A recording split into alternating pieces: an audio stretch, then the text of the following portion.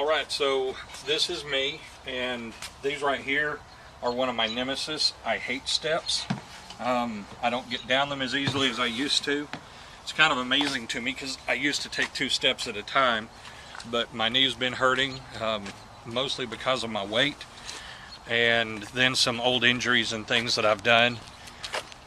This is my first walk in years, at least on purpose.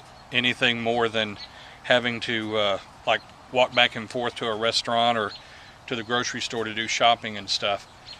My plan is to, if you'll come on with me, is to get down here to the end of the driveway.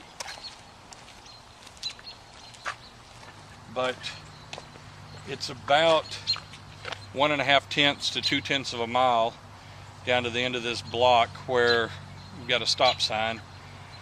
I think for my first, you can already tell I'm a little bit winded, but just from making it from my driveway, I feel stupid. But this is my my first jaunt. As you can see, legs hurting a little bit, but that's one of the reasons I started juicing. I'm too young not to be able to make it down my driveway without gasping for breath or make it back up without having to breathe oxygen. So come on with me and we'll talk as we go and just see what's going on. They say that if you're walking at a good pace, you should be able to talk. And so my son is helping me videotape this. He's actually walking backwards, filming all of this. And hopefully this will keep me at a good pace so that I'm not overdoing it. But one of the reasons that I'm walking is I know that my calorie intake has gone way down. It can't help but go down. I'm not eating burgers, not eating fried chicken. I'm not eating the stuff that I actually like. And I'm finding new foods, including those dreaded sweet potatoes that I'm eating. Excuse me. May have to slow down just a bit. But one of the things that I know is that if I cut down my calories too much, that my body is going to play havoc with that and is just going to end up taking my metabolism rate down so that ultimately I'm not burning any additional calories. I also know that by moving, I'm keeping my muscles up so that my body will use the foods that I'm eating for energy and take from my fat stores rather than cannibalizing my muscle tissue to do that. So this is no big thing from the terms of huge exercise, but it is big from the standpoint of I've been a classic couch potato. Dang, somebody keeps moving that stop sign. Seems like it's getting further and further away. But we're gonna make it today. Also, one of the reasons I wanted to film this is because y'all have seen my posts so far. You've heard some of my thoughts, but in this day of the internet, I could have been a 15-year-old kid just wanting to get some attention on the internet. So I wanted y'all to see me and show that this is a real person on the other side of this. Today's actually a nice day. It's overcast and stuff. Temperatures are in the 50s, which is warm in this part of the country for January. Last year at this time, we were probably in the single digits or the teens a lot and had snow and ice on the ground. 2 years ago it was really cold, but this year's been pretty mild. We even still have green grass here in some areas. So my stop sign is in sight. That'll be the mark the turnaround of our journey. We'll head back the other direction. Head back home and start thinking about what I'm going to make for supper for the family and what juice I'm going to have tonight. So here we go, the halfway point on my first journey outdoors without wheeled transportation. That actually kind of feels good to do, believe it or not.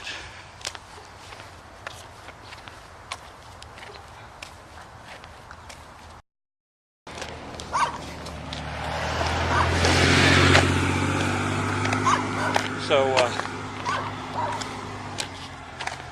part of what makes this a high point for me is the fact that it's the first time I'm doing it in a while. But part of what makes it a low point for me is it really shows how far I've come, or how far I've let myself go. 2003, actually 2004, during this time of the year, was when I met my wife, and I was in the middle of training for a marathon. Actually, this week, I think I was at the Disney Marathon. That was the second marathon that I completed. The first one being the marathon in Kona. I ran one with the American Diabetes Association, one with the Leukemia Lymphoma group to help raise money for them. My mom had lymphoma, and so that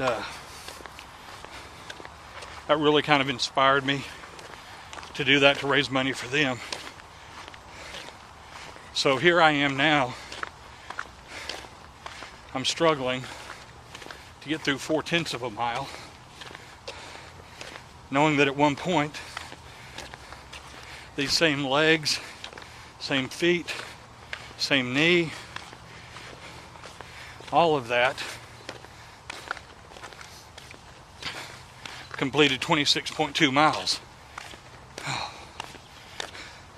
this sucks.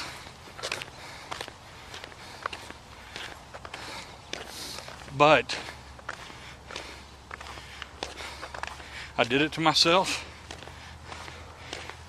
But I know, because I've done that before, I do have the dedication to get there again. And I will. It's just going to take me a while. Over here, he's not coming here. Funny thing is, when I did that first marathon, I crossed the starting line. I think I was just under 300 pounds at that time. Obviously now I'm 150, give or take more than that. But even at 300, that's like making a Clydesdale run a marathon. I'm out there with all these thoroughbreds. By the time I got to the halfway point, the people who ended up winning that race were already back at the hotel lobby bar drinking Mai Tais, and I'm out there on this desolate road in Hawaii, sweating my brains out, and just doing what I could do to get through. But the point is, I did it. Oh, we're almost here. There's the house. There's my daughter up there. She's just coming back in from the weekend. And as soon as I limp back up the driveway, I will have made it. My legs are sore. My butt's sore. My thigh's already sore, but this is sore from movement. This is a good kind of sore. It's what I need to be doing. I'm out of breath. I'm lightheaded. But we just made it all the way down there. And that may not look like much, and in the grand scheme of things, it's probably not much. But I made it. It's the first step. It's one I'll always remember. And it is just one more piece, one more step on my juicing journey.